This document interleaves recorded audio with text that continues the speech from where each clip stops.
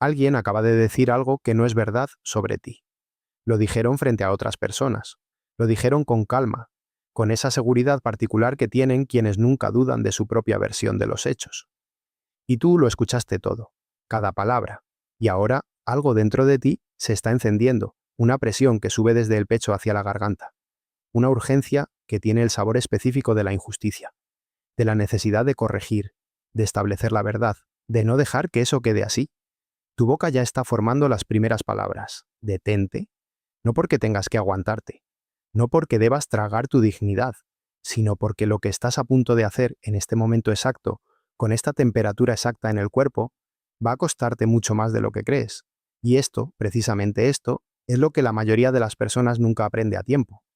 Hay una imagen que los maestros zen japoneses usaban para enseñar a sus estudiantes algo que ningún libro puede transmitir de manera directa. Imagina un lago en la madrugada, completamente quieto. La superficie es un espejo perfecto, refleja las estrellas, los árboles, la luna. Ahora lanza una piedra. El reflejo desaparece. Las ondas distorsionan todo, y el lago tardará varios minutos en recuperar su quietud. La piedra es la palabra que no debías decir. El lago eres tú. El problema no es que la piedra cayera, el problema es que tú mismo la lanzaste.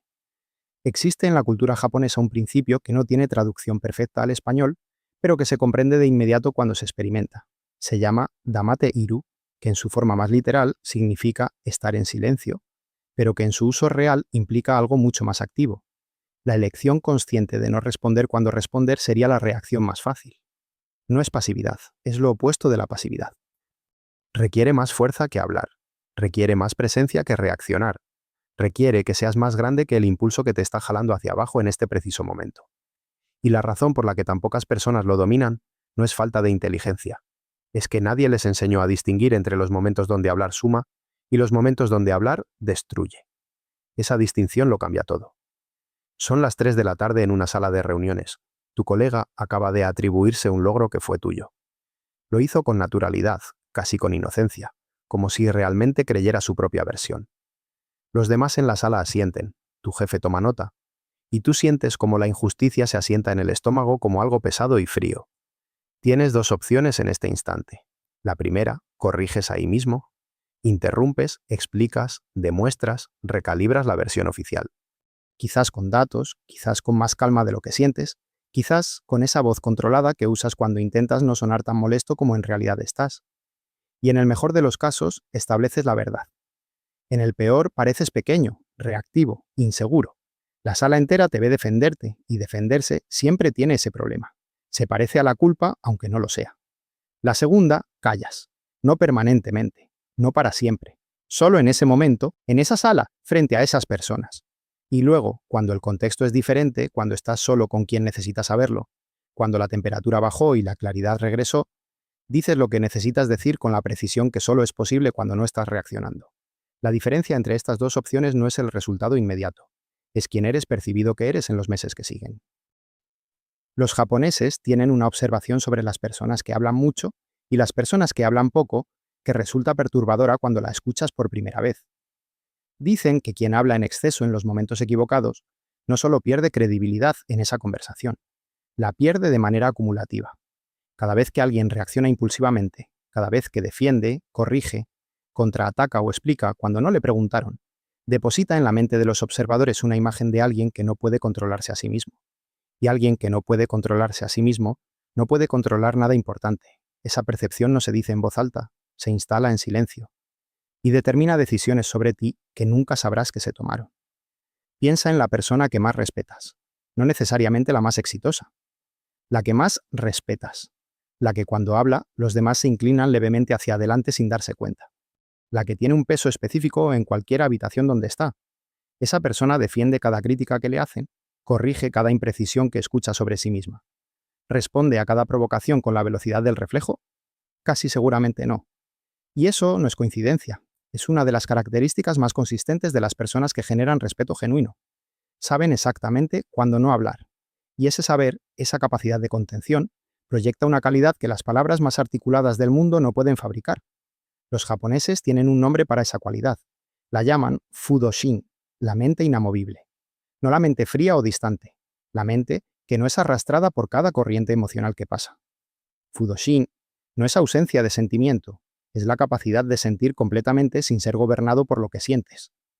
Hay 5 momentos específicos donde el silencio no es solo conveniente, es necesario. El primero, cuando estás enojado. Esta es la más conocida y la menos practicada.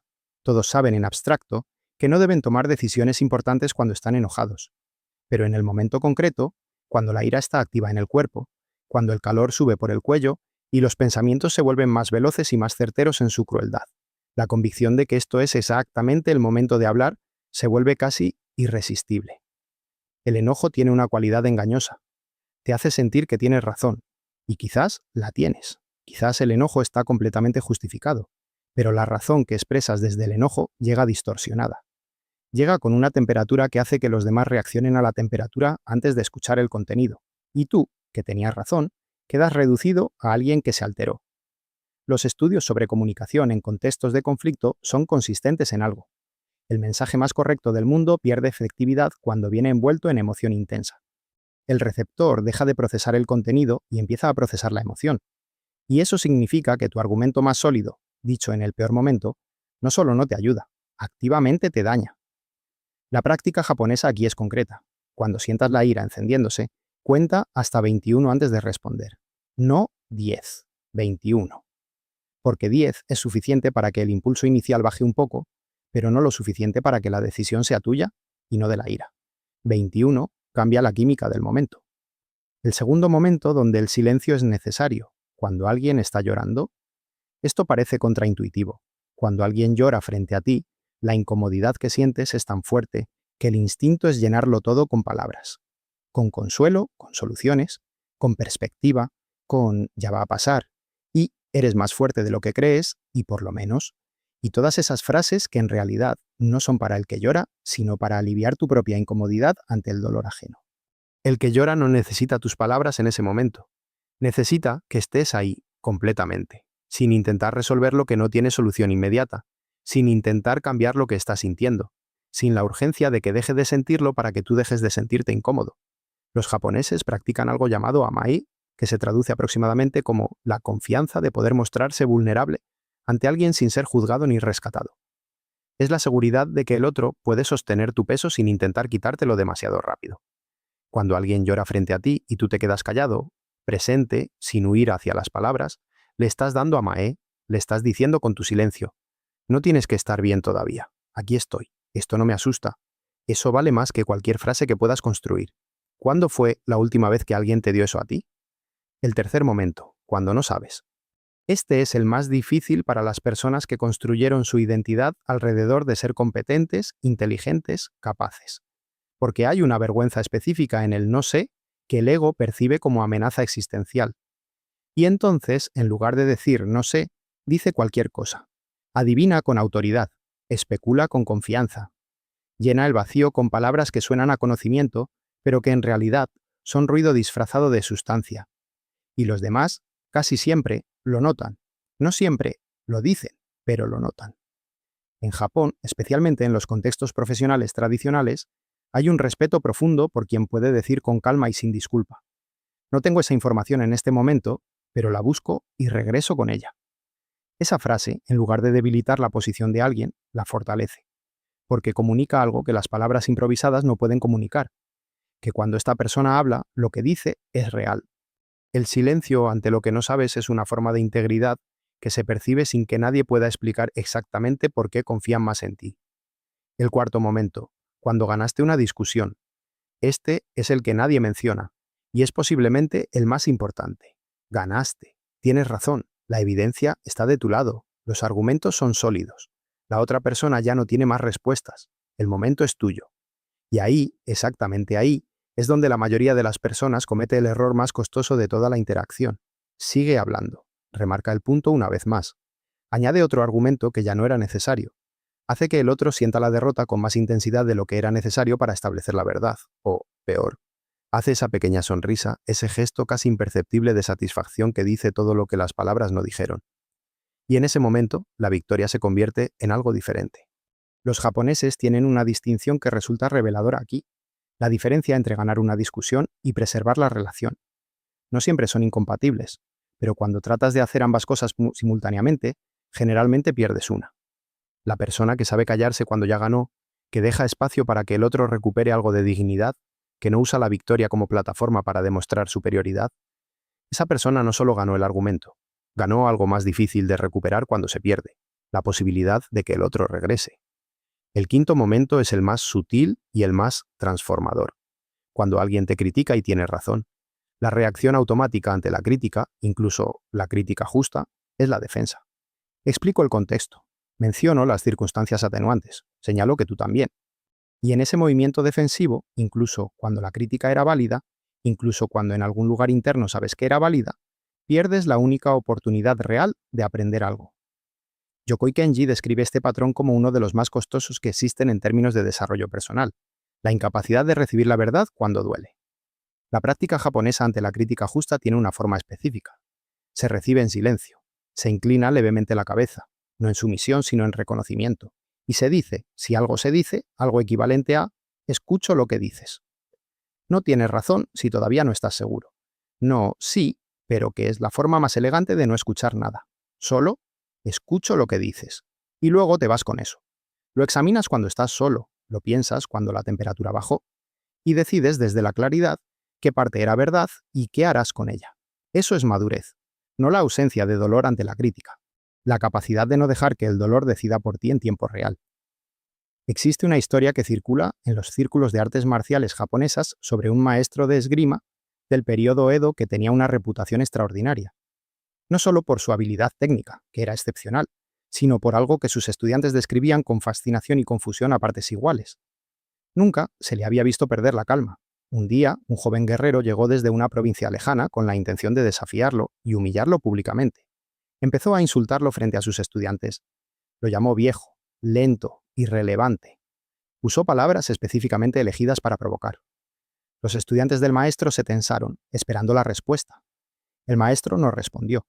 El joven guerrero, sin material con que trabajar, eventualmente se fue. Después, uno de los estudiantes le preguntó al maestro por qué no respondió, si los insultos habían sido tan injustos. El maestro le preguntó, si alguien te ofrece un regalo y tú no lo aceptas, ¿de quién es el regalo? Del que lo ofreció, respondió el estudiante. El maestro asintió. Los insultos son iguales. Pero hay algo que esta historia no dice, y que es igualmente importante. El silencio no es siempre la respuesta correcta. Esta es la parte que se malentiende, porque Damateiru, la elección del silencio, no es una regla absoluta, es una herramienta. Y como toda herramienta usada en el contexto equivocado produce el resultado equivocado. Hay momentos donde el silencio no es sabiduría, es cobardía disfrazada de control.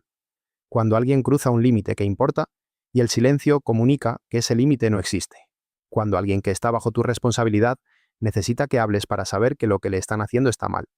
Cuando una injusticia se perpetúa precisamente porque quienes podrían nombrarla decidieron que era más cómodo no hacerlo. En esos momentos, el silencio no te hace más grande, te hace cómplice.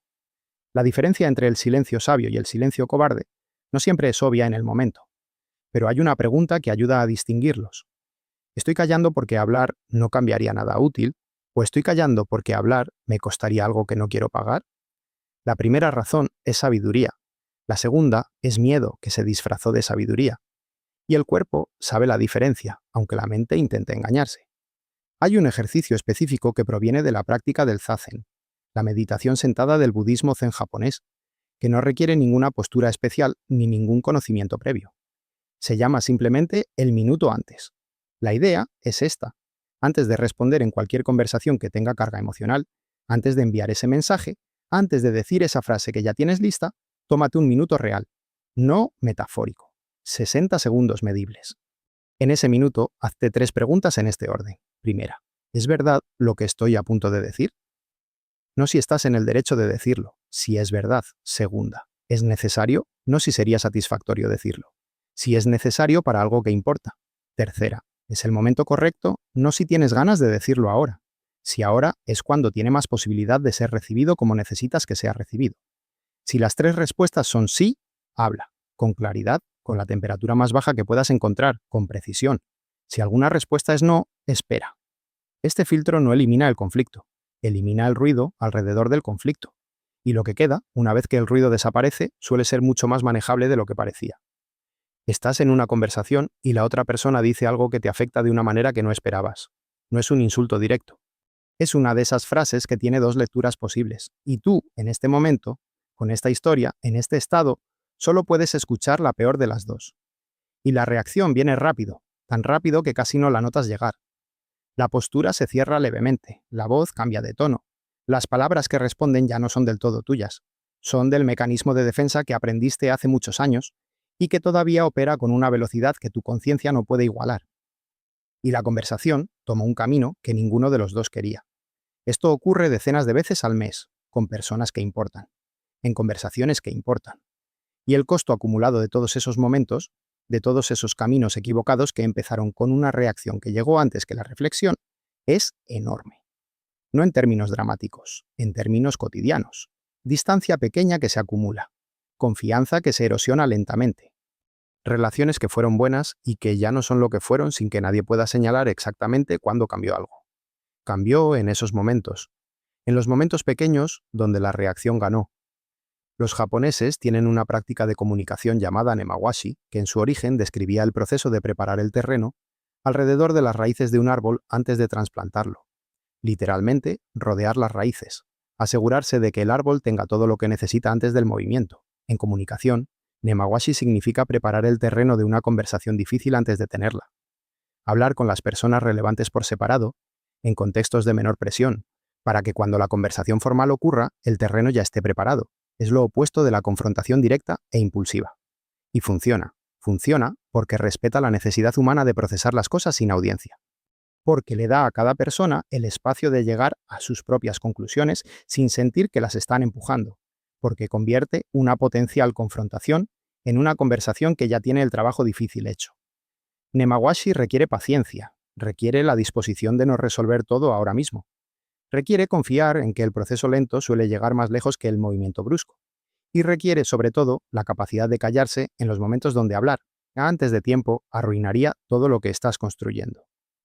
Hay algo que Yokoi Kenji observó después de años, estudiando la diferencia entre las personas que parecen tener una autoridad natural y las que constantemente luchan por ser escuchadas.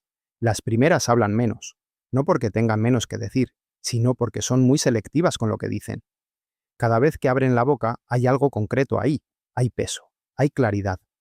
Y los demás lo aprenden con el tiempo. Cuando esta persona habla, vale la pena escuchar. Las segundas llenan el espacio, comentan todo, opinan sobre lo que se les pregunta y sobre lo que no. Corrigen, añaden, completan, explican. Y poco a poco, sin que nadie lo diga, su presencia verbal se convierte en ruido de fondo.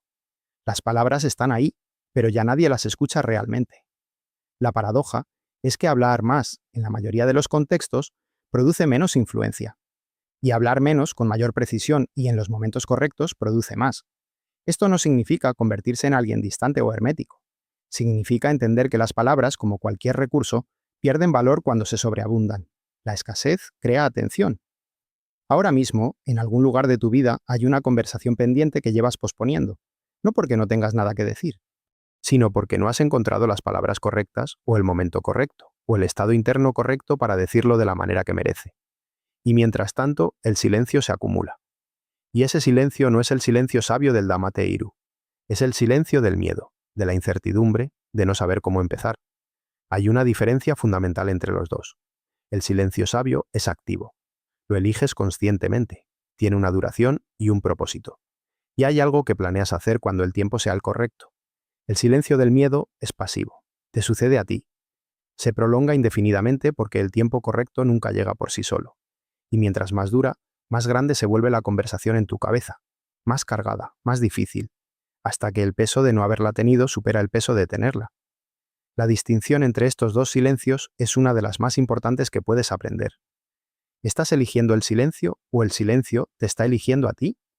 Existe un concepto en la filosofía japonesa llamado Ma, que aparece en todas las artes tradicionales del país. En la música es el espacio entre las notas. En la arquitectura es el vacío entre los elementos. En el teatro no, es la pausa entre los movimientos que le da significado a lo que ocurre después. Ma no es ausencia, es presencia activa del espacio. Y en la comunicación humana, Ma es exactamente eso, el espacio entre las palabras que les da significado. La pausa antes de responder que comunica que lo que escuchaste mereció ser procesado. El silencio después de decir algo importante que le permite al otro recibirlo sin inmediatamente tener que responder. Las conversaciones que no tienen ma se sienten como ruido, como dos personas que hablan, no dos personas que se comunican. Las conversaciones que lo tienen, aunque sean difíciles, aunque traten temas complicados, tienen una calidad diferente. Hay espacio para que ocurra algo real. Puedes practicar ma en cualquier conversación de hoy. Solo en un momento donde normalmente hablarías de inmediato, espera 3 segundos. No porque no tengas nada que decir, para darle al otro el espacio de estar en lo que dijo un poco más antes de que llegue la respuesta. Esos 3 segundos cambian la calidad de la conversación de maneras que son difíciles de articular, pero inmediatas de sentir.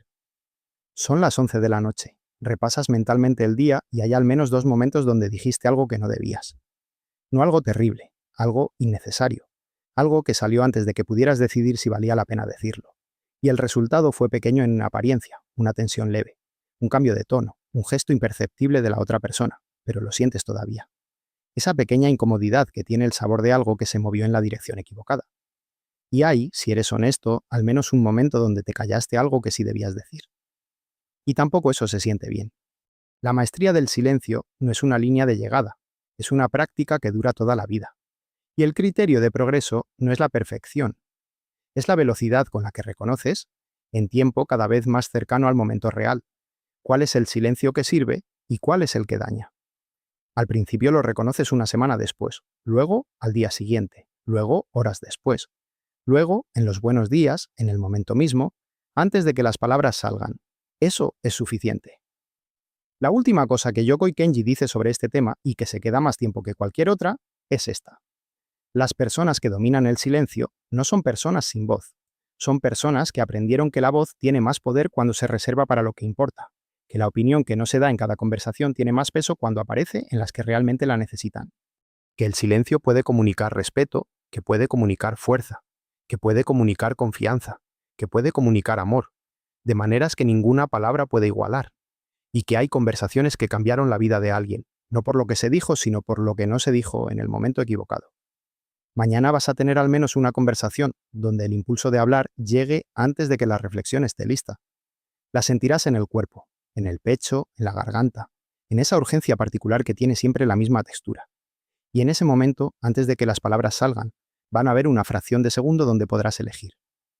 No siempre vas a elegir bien, nadie lo hace siempre.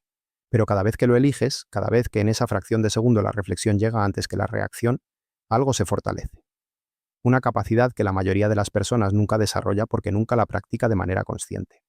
La capacidad de ser más grande que lo que sientes en el momento más difícil.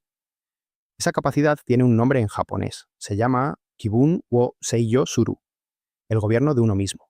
Y es el único gobierno que nadie puede quitarte. Quédate con eso.